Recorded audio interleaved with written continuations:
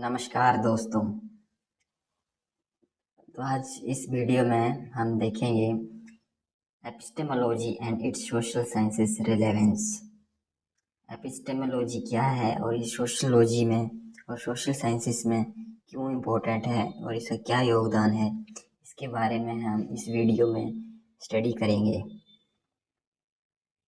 Epistemology एक branch है philosophy की जो जो डील करती है कि नॉलेज कैसे प्राप्त किया जाता है, नॉलेज कैसे हम वैलिड नॉलेज प्राप्त करते हैं, कौन कौन से तरीके हैं, कौन कौन सी वेज हैं जिनसे हम नॉलेज प्राप्त करते हैं। तो ये सब एपिस्टेमोलॉजी में आता है। हिंदी में इसे बोलते हैं ज्ञान मीमांसा।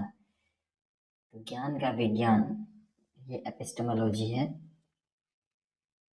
ज्ञान कैसे प्राप्त होता है, कैसे वो वैलिड नॉलेज कहलाता है, कौन कौन से तरीकों से हम ज्ञान की प्राप्ति करते हैं, ये सब एपिस्टेमोलॉजी में आता है। तो चलिए शुरू करते हैं। Epistemology. What is epistemology? Epistemology is a branch of philosophy that explores the nature of knowledge, sources of knowledge, justification and limits of knowledge. Epistemology philosophy की एक ब्रांच है जो नॉलेज का नेचर कैसा है, उसका सोर्स कैसा है, कहाँ से नॉलेज प्राप्त हो रहा है, कैसे जस्टिफाई हो रहा है और उसकी क्या लिमिटेशंस हैं, ये सब हम एपिस्टेमोलॉजी में देखते हैं। नेचर ऑफ नॉलेज से क्या मतलब है? What does it mean to know something? इसका क्या मतलब है? किसी चीज़ को जानने से हमें क्या मतलब है, हमारा क्या मतलब है, क्यों हम जान रहे हैं। Source of knowledge, where does knowledge come from? Knowledge कहाँ से आ रहा है, कैसे आ रहा है? जैसे एक्सपीरियंस से आ रहा है, रीजन लॉजिक क्वेश्चन करके आ रहा है, इंट्यूशन है या कोई अथॉरिटी है। सोर्स ऑफ नॉलेज क्या है, ये हम एपिस्टेमोलॉजी में देखते हैं। Justification, how do we distinguish between belief and knowledge? Belief और नॉलेज, विश्वास और ज्ञान में हम कैसे अंतर करते हैं? क्या हमारा बिलीफ है और क्या ज्ञान है, इन दोनों के बीच में क्या अंतर है? Limits of knowledge, what can we truly know? हम क्या सच्चे रूप से क्या जान सकते हैं? एंड व्हाट रिमेन्स अननोनेबल, और क्या है जो हम नहीं जान सकते हैं? In essence, epistemology provides the rules of the game for how knowledge is produced and validated. Epistemology हमें नियम देता है कि कैसे नॉलेज उत्पन्न होता है, कैसे वो वैलिड और वैध होता है। तो ये सब हम एपिस्टेमोलॉजी में देखते हैं। सोशियोलॉजी में भी हम जब कोई सोशल स्टडी करते हैं तो उसमें हम जो अपने फैक्ट्स और जो तथ्य हैं उनको प्राप्त करते हैं, तो किस नज़रिए से हम उसको प्राप्त करते हैं, कैसे हम वो नॉलेज प्राप्त करते हैं, तो ये सब एपिस्टेमोलॉजी के अंदर आता है। फादर ऑफ एपिस्टेमोलॉजी, अब जैसे ये फ्रेंच फिलोसफर थे रेने डेस्कार्टस, उनका फेमस कोट है कोगिटो एर्गो सम। इसका ट्रांसलेशन होता है आई थिंक देयरफॉर आई एम, मैं सोचता हूँ इसलिए मैं हूँ। इनका मानना है कि नॉलेज का सबसे बड़ा जो सोर्स है वो रीज़न है। रीज़न क्वेश्चन करना, लॉजिक लगाना, ये इसी से हम पूरा ज्ञान प्राप्त करते हैं। इनका जन्म 31 मार्च 1596 में तोरेन फ्रांस में हुआ था। ये ग्रेट फिलोसफर और मैथमेटिशियन हैं। इनका लाइफ स्पान जो जीवन काल था 1596 से लेकर 1650 तक का था। ये रीज़न के दादा माने जाते हैं, इसलिए इनको फादर ऑफ एपिस्टेमोलॉजी भी कहते हैं। कि ये तर्क करना, नॉलेज का क्वेश्चन करना, लॉजिक करना किसी भी विषय में, उसी से हम ज्ञान प्राप्त कर सकते हैं, इनका मानना था। सबसे बड़ा ज्ञान प्राप्त करने का जो व्यू तरीका है वो रीज़न है। Some major concerns of epistemology. It is mainly concerned with the nature, source, scope and limits of knowledge. जो एपिस्टेमोलॉजी है उसका कंसर्न है नेचर कैसा है, नॉलेज का सोर्स क्या है, नॉलेज का स्कोप क्या है, कहाँ तक वो लिमिटेशन है उसका। We have rationalism, empiricism, idealism and phenomenology which define knowledge differently.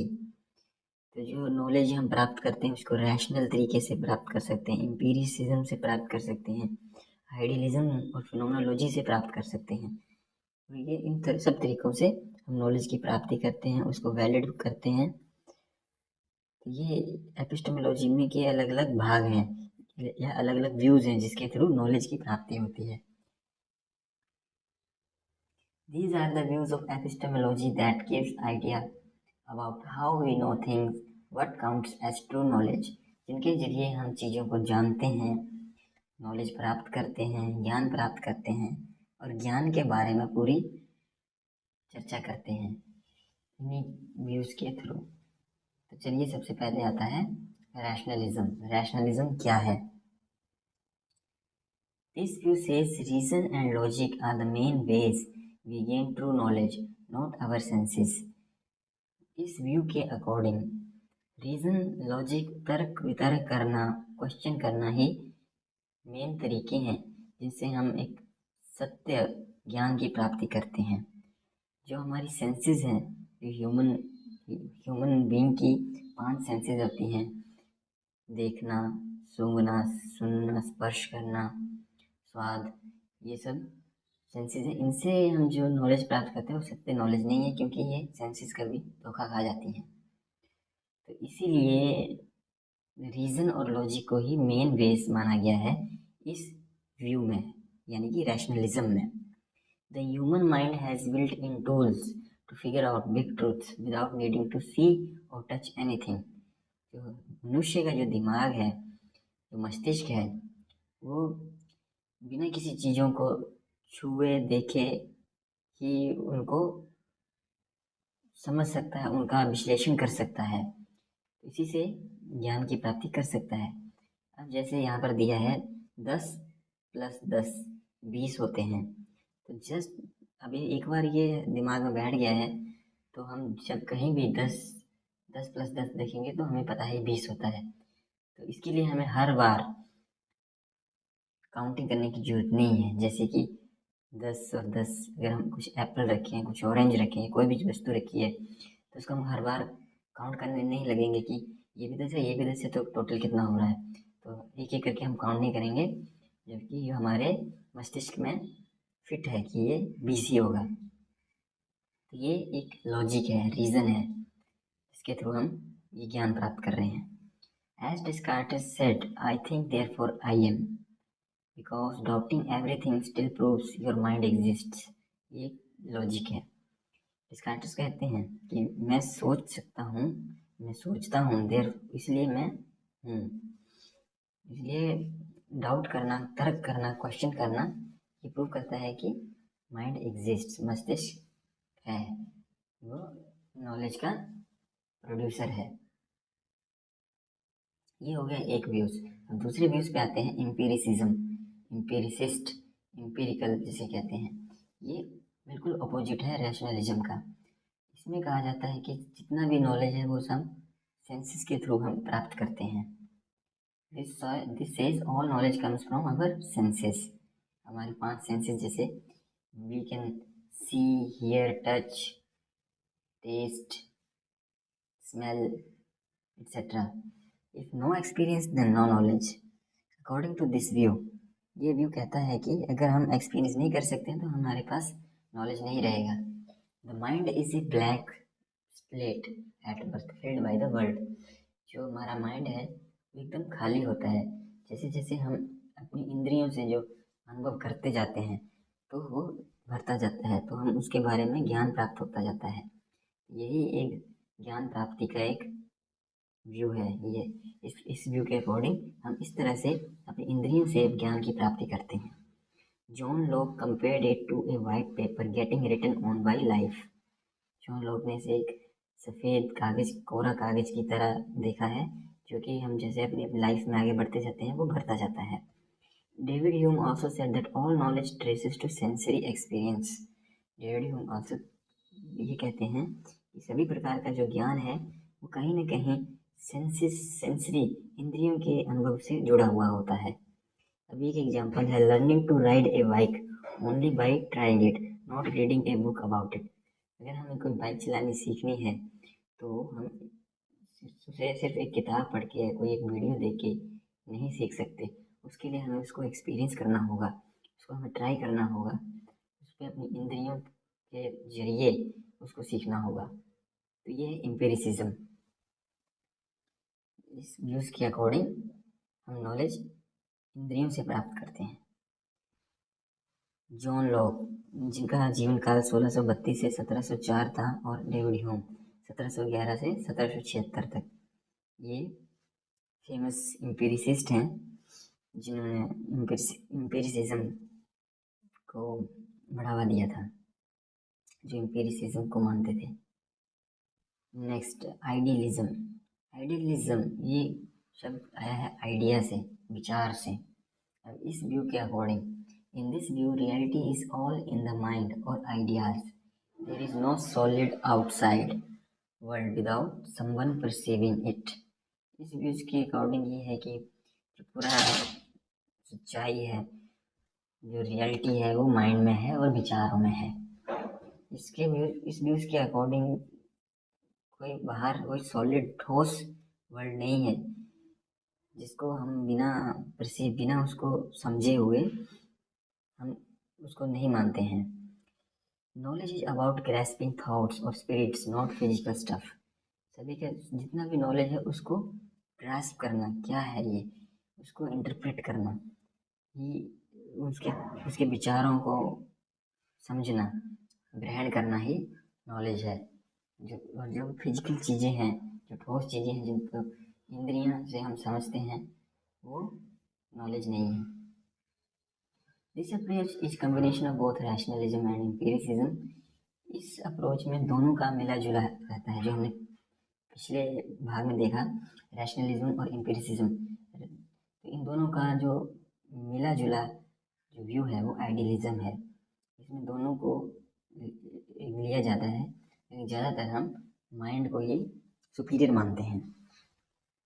Idealism refers to a system of thought in which the object of external perception is held to consist of ideas. इसे माना जाता है कि जो external object है वो हमारे विचारों का ही परसेप्शन होता है, विचारों का ही अनुमान होता है। ये विचारों से ही वो चीज़ें को हम डिस्क्राइब करते हैं। It holds that the mind plays a key role in the constitution of the world as it is experienced. जैसा हम विश्व को जिस तरीके से हम पूरे संसार को समझते हैं, देखते हैं, ये सब हमारे विचारों के कारण ही होता है। ये विचार हमारे दिमाग में पहले से भी हो सकते हैं, जो हमने देख रखे हों। Idealists generally recognize the existence of external or natural world and do not claim that it can be reduced to the mere process of thinking. Idealist इसलिए इसमें दोनों अप्रोचेस को मिलाया गया है। इसमें सिर्फ ये ओनली थिंकिंग पर ही डिपेंड नहीं है, जो बाहर की चीज़ें हैं उनको भी इम्पोर्टेंस है, उनका भी इम्पोर्टेंस है। उनको हम कैसे परसीव कर रहे हैं, उनको कैसे हम समझ रहे हैं, उसका भी इम्पोर्टेंस है। अब एग्जाम्पल के तौर पर, the idea of a chair और a cow already exist in our minds. एक बार जब हमने चेयर, काउ या टेबल या कोई भी ठोस वस्तु उसको हमने समझ लिया है, उसको हमने परसीव कर लिया है, ये क्या चीज़ होती है, कैसे काम करती है, तो अगर अगले समय में कभी भी जब ये चीज़ हमारे सामने आएगी तो हम इसको पहचान लेते हैं, तो हम इसकी करैक्टरिस्टिक्स को समझते हैं। तो यही इस व्यूज़ का है कि इसके प्रति हमारे दिमाग में पहले से विचार हैं, ये क्या है, आइडिया है हमें कि ये कौन सी वस्तुएं हैं। तो यही आइडियलिज्म है।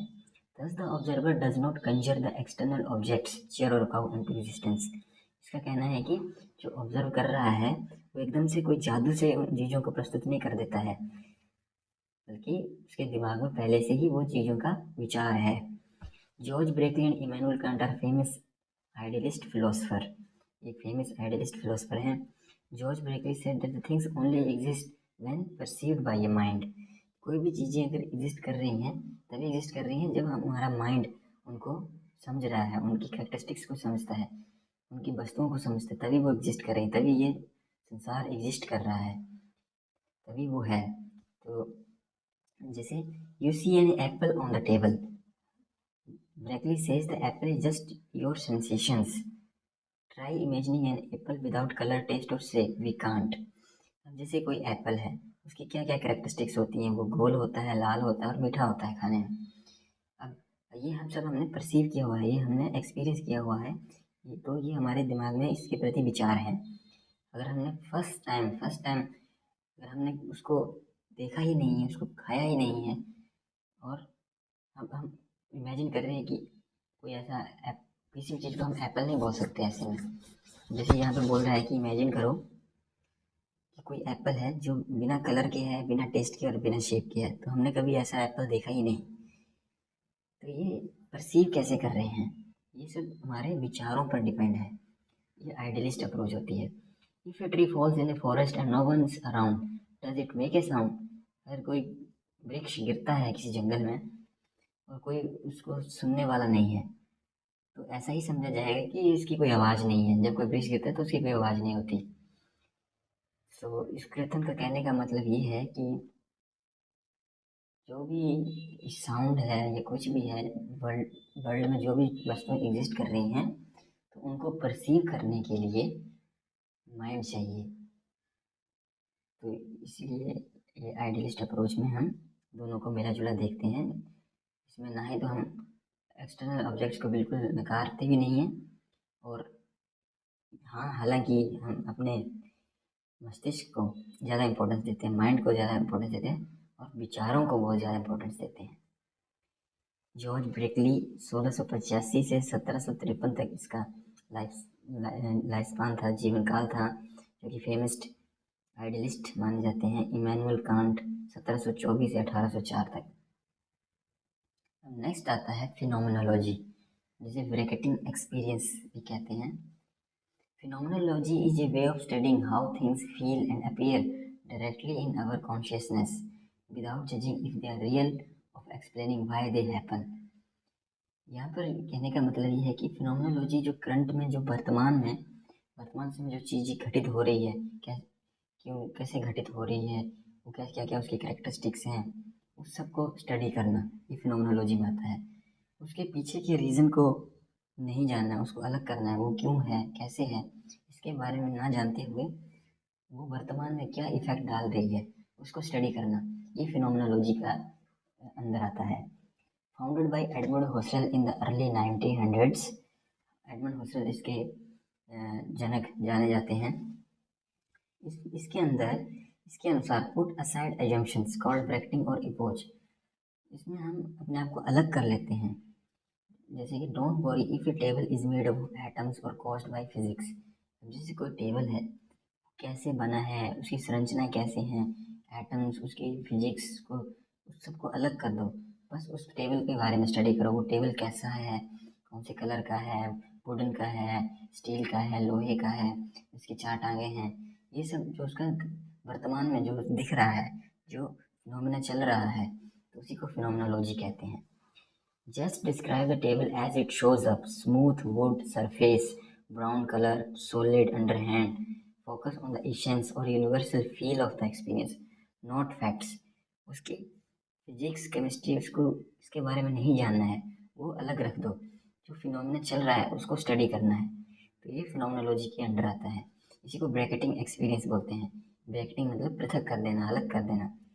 Phenomenology studies lived social worlds, how people experience inequality, rituals और family subjectivity। कैसे जो सोशल साइंसेज में इन सब कंसेप्ट्स रिलेटेड होता है, कैसे ये लिव्ड एक्सपीरियंस होता है। Society is not just structures, it is intersubjective meaning from shared experiences. जो शेयर्ड एक्सपीरियंस है उनको स्टडी करना, ये फिनोमेनोलॉजी के अंडर आता है। एडमंड हसल 1859 से 1938 तक, और मार्टिन हिडगर, ये भी एक फेमस फिनोमेनोलॉजिस्ट हैं, 1889 से 1976 तक। अगला है, अब हम एक टेबल देखते हैं जिससे कि कोई कंपैरिजन कर सके हम सभी 4 व्यूज़ में। जैसे कि रैशनलिज्म है, इसमें रियलिटी होती है रीज़न, इनिएट आइडियाज़, तर्क वितर्क, ये ही रियलिटी है, बाकी और कुछ नहीं। की सोर्स ऑफ नॉलेज है लॉजिकल अलोन, ओनली लॉजिक के बेस पर ही हम नॉलेज प्राप्त करते हैं। डिस्कार्टस इसके फेमस थिंकर माने जाते हैं। फोकस किया जाता है इसमें लॉजिक प्रूव्स ट्रूथ, लॉजिक है वो सत्य को प्रूव करता है। इसमें जैसे एक क्वेश्चन है, example question, can reason know without eyes? Yes, तो इसका आंसर है यस, जो रीजन है वो बिना आंखों के भी देख सकता है, बिना आंखों के ही वो नॉलेज प्राप्त करता है, क्योंकि उसमें सेंसरी एक्सपीरियंस को नहीं माना जाता है, उसमें ओनली तर्क वितर्क और रीजन क्वेश्चन को ही नॉलेज का दाता माना जाता है। दूसरा है एम्पिरिसिज्म, इसमें सेंसरी एक्सपीरियंसेस से को ही रियलिटी माना जाता है, इसमें सेंसेस और ऑब्जर्वेशन को की सोर्स नॉलेज माना जाता है। डेविड ह्यूम और लॉक इसमें फेमस थिंकर माने जाते हैं। सेंसेस बिल्ड नॉलेज, इसका फोकस रहता है। व्हाट डू सेंसेस शो, तो इसमें मेन क्वेश्चन वही रहता है कि सेंसेस क्या बता रही हैं, जो सेंसेस बता रही हैं वही नॉलेज है। आइडियलिज्म, माइंड और आइडियाज, मस्तिष्क, दिमाग, विचारों को यहाँ पर प्राथमिकता दी जाती है। रीजन, परसेप्शन और कॉन्शियसनेस इसका मेन सोर्स ऑफ नॉलेज रहता है। प्लेटो, ब्रेकली इसके फेमस थिंकर हैं। रियलिटी क्या है? रियलिटी माइंड और आइडियाज, विचारों को ही रियलिटी माना जाता है, जैसे विचार आएंगे वही रियलिटी है। Is the world just thoughts, इसका आंसर भी यस है, जो पूरा संसार है वो सिर्फ विचारों पर टिका हुआ है, जैसे विचार हैं वही सत्य है। लास्ट में आता है फिनोमेनोलॉजी, लिव्ड एक्सपीरियंस, इसमें रियलिटी को माना जाता है लिव्ड एक्सपीरियंसेस। रियलिटी क्या है? जो हम एक्सपीरियंस कर रहे हैं वर्तमान समय में, जो हम रहते हुए लिविंग करते हुए जो हम एक्सपीरियंस कॉन्शियस एक्सपीरियंस कर रहे हैं वो रियलिटी है। इसमें डायरेक्ट अवेयरनेस को ही की सोर्स ऑफ नॉलेज माना जाता है, जो डायरेक्ट हम अवेयर हैं किसी चीज़ से, उसको पहले क्या था बाद में क्या होगा उसके बारे में ना सोचते हुए जो डायरेक्ट अवेयरनेस है। एडमंड हुसरल इनके फेमस थिंकर हैं। प्योर कॉन्शियस फील इसका फोकस रहता है। What does anger feel like, जब कोई एंगर होता है तो वो कैसा महसूस करता है, उसका सीने में जलन रहती है, आँखों लाल हो जाती हैं, गुस्से से कैसे वो भर जाता है, जोश आ जाता है, तो ये सब फिनोमेनोलॉजी का पार्ट है। तो इस तरह से हम एपिस्टेमोलॉजी में 4 व्यूज के थ्रू नॉलेज की प्राप्ति करते हैं। अब हमने जो एक टॉपिक कवर किया है उसके ऊपर हम कुछ मल्टीपल चॉइस क्वेश्चन देखेंगे, ताकि हमने जो स्टडी किया है उसको हमने कितना अंडरस्टैंड किया है। तो इसके आंसर्स आप कमेंट सेक्शन में बता सकते हैं। पहला क्वेश्चन है, which views claims reason alone can provide certain knowledge like mathematical truths without relying on senses? तो option A empiricism, B rationalism, D idealism, C idealism, D phenomenology. Question number 2, David Hume, an empiricist, argued that knowledge comes from impressions, which are option A, innate logical deduction, option B, vivid sensory experiences, C, pure conscious senses, या D, ideas independent of perceptions। तो इसमें क्या सही answer है आप comment करके बताएं। Question number 3, George Berkeley's idealism is summed up by, जो आइडियलिज्म है वो इनमें से कौन सा ऑप्शन जो है वो आइडियलिज्म को दर्शाता है? Option A, I think therefore I am, option B, to be is to be perceived, option C, reason is the slave of passions, या D, bracket all assumptions. Question number 4, phenomenology founded by Husserl primarily asks, option A, can reason know without senses, option B, what do senses show, option C, is the world just thoughts, D, what does an experience feel like? Question number 5, which pair represent direct opposites in epistemology? Option A, idealism and phenomenology, option B, rationalism and empiricism, option C, empiricism and idealism, या option D, rationalism and phenomenology। तो ये 5 questions हमने यहाँ पर डाले हुए हैं ताकि आप अंडरस्टैंडिंग को और अच्छे से समझ सकें। तो आज का टॉपिक यहीं पर समाप्त होता है, मिलते हैं नेक्स्ट वीडियो में नेक्स्ट अगले टॉपिक के साथ। तब तक के लिए धन्यवाद, जय हिंद।